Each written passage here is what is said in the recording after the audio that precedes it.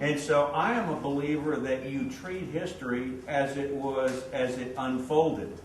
Good, bad, or indifferent, you treat history. Why? If you treat it with rose-colored glasses and ignore the history, you're destined to repeat it. But if you learn history's lessons, you're likely to go ahead and make great of it. This is a great example. Robert Blake probably has the shortest Medal of Honor citation in all of the Medal of Honor citations written. As I recall, it's only about 2 lines long. So I'm going to try to do that justice by ignoring the citation and tell you a little bit about this individual, because he was a very special individual. First of all, I will say that he was the second African American to have earned the Medal of Honor.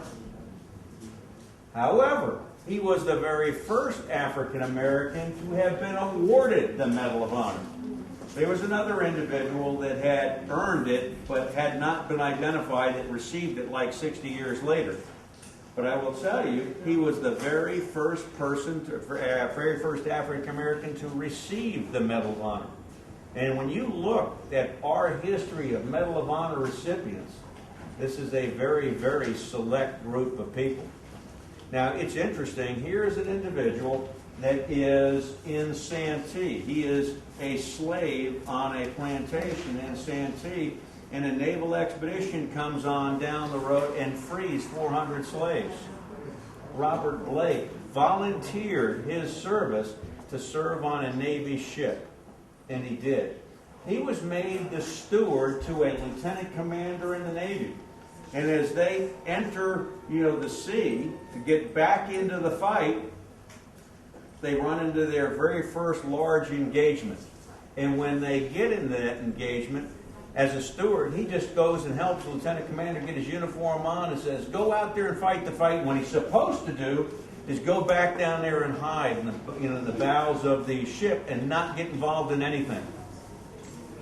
What happened was, interestingly, on his way back to safety, he got hit by an artillery shell. The artillery shell knocked him to the ground, but it killed the powder man. Now, if you don't know anything what the powder man is, the powder man runs gunpowder from the powder room.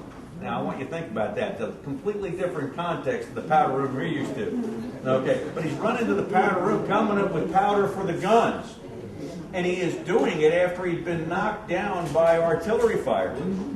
And he's doing it at complete disregard for himself. A very, very special person. He was even asked by the captain, why are you doing this? And his only answer was somewhat, oblivious. It was because it's the right thing to do. And he did it until the ship that they were fighting retreated. Now, how many of you, when forced with fighting or going into the bows of safety, do that? He did what was right for his shipmates. And he was recognized with the Congressional Medal of Honor for extreme heroism.